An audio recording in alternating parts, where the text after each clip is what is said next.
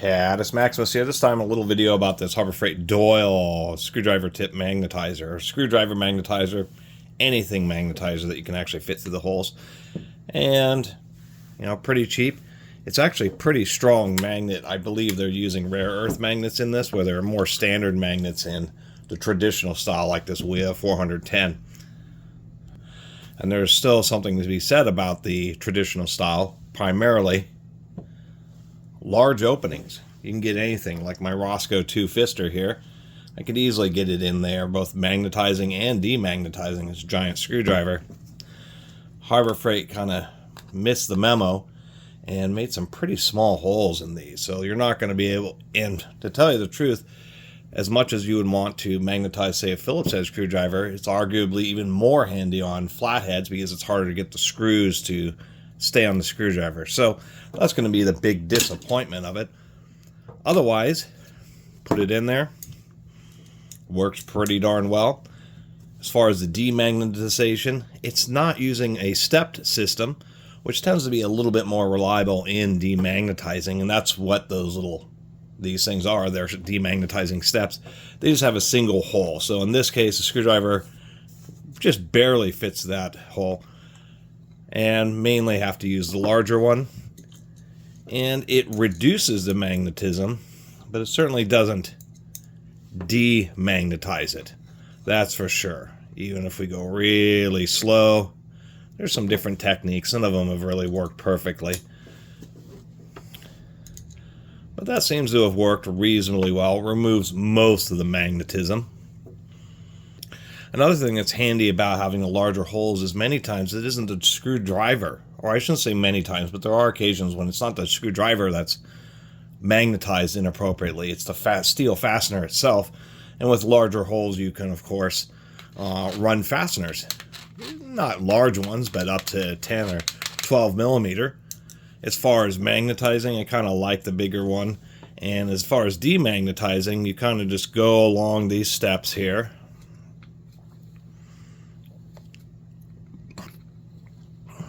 Like so.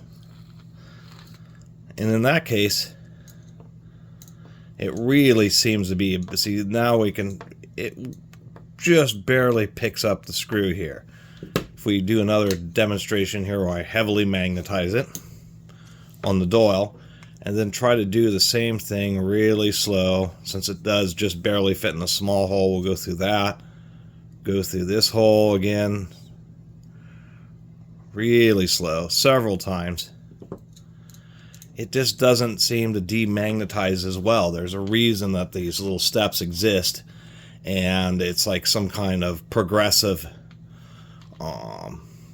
reversal of the magnetism, and it just seems to work a lot more reliably, or reduce the magnetism more than this little Doyle. So I think it's neat that Harbor Freight does have a rare earth magnet based screwdriver magnetizer. Easy to use, to put on a keychain. It's pretty compact, and definitely achieves strong magnetism, which is what I assume most people are after.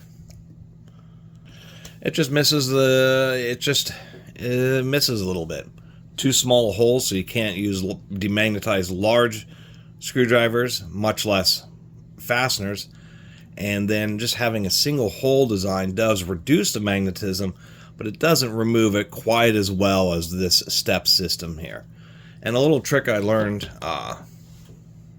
is using one of those old electromagnetic or electromagnet VHS tape erasers. Those can really do very well at removing any type of magnetism, and they're one of the tricks is you get a Radio Shack.